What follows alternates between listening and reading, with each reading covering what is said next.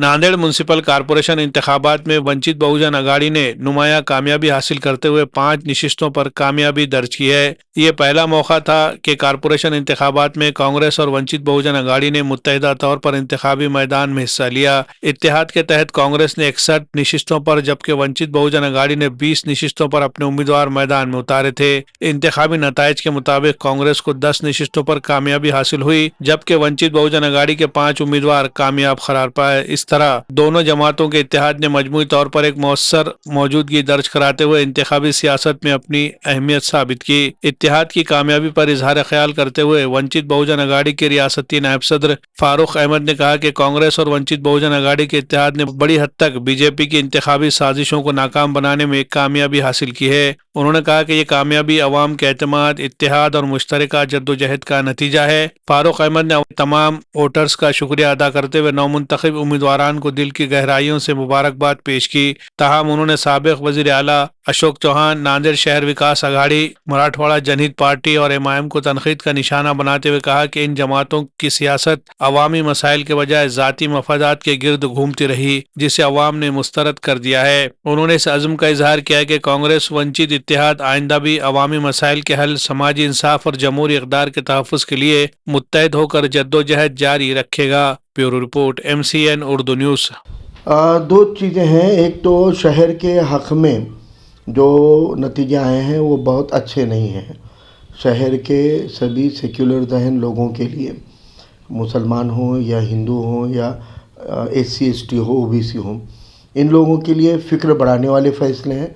क्योंकि ये पहले साफ़ हो चुका था कि जातिवादी माहौल बनाने की कोशिश कौन कर रहा है और किस रूप में कर रहा है, लेकिन जितनी ताकत से उसको रोकना चाहिए था, पैसों की बाढ़ के आगे उसको उतनी ताकत से रोकने में सब मिलके कामयाब नहीं हो पाए।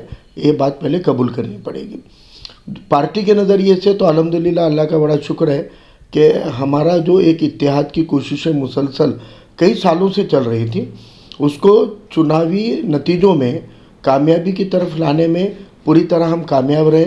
जहाँ पर हमको सीटें मिली और जहाँ पे हमारा अमल दखल रहा, क्योंकि कांग्रेस ने अलायंस में हमको जहाँ पर सीटें दी और जहाँ हमारा अमल दखल रहा, वहाँ पर हमने लेकिन इन साजिशों को रोकने में बड़ी कामयाबी हासिल की है।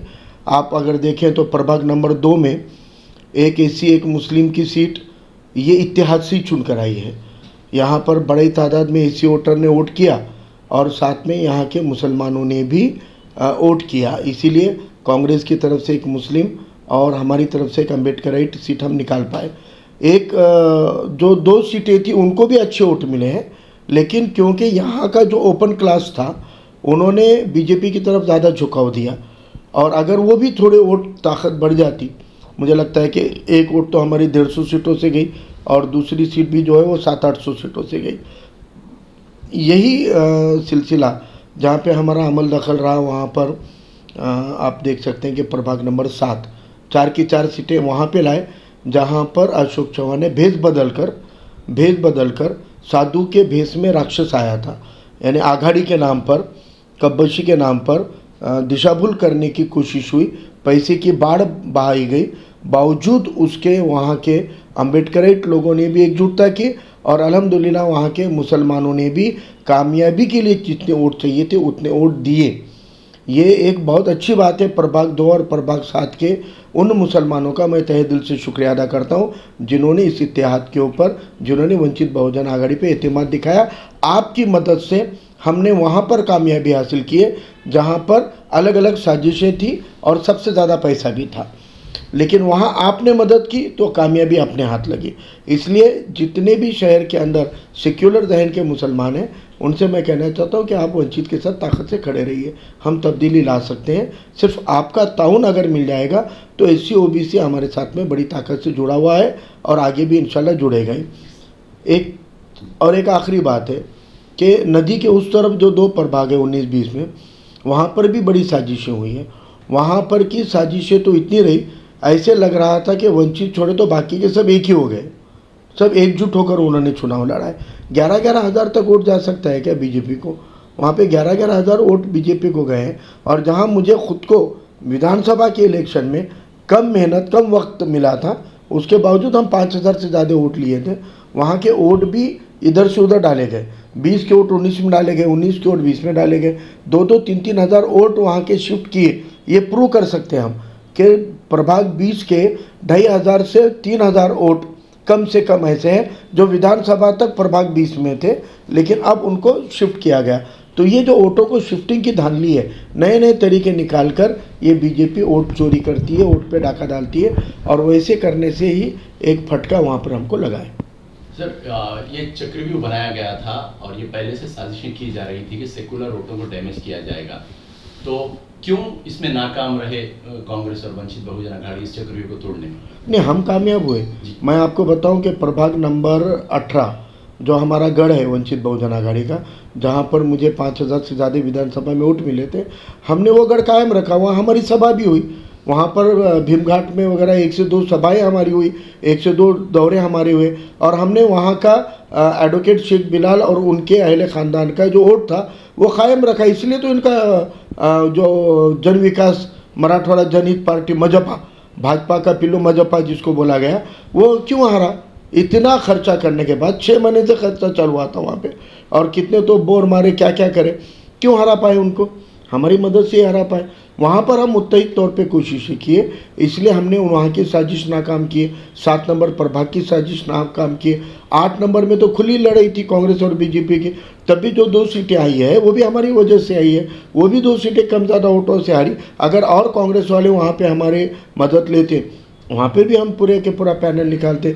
2 नंबर में मैंने बताया यहाँ पर भी हम निकालते। अलबत्ता पीर बुरान के अंदर एमआईएम की साजिश को रोकने में कामयाबी नहीं मिली, क्योंकि वहाँ का जो कांग्रेस ओवरऑल कांग्रेस पार्टी की लीडरशिप थी, उन्होंने उस पैनल को जितनी दूसरों को मदद दी गई थी उतनी वहाँ नहीं मिली।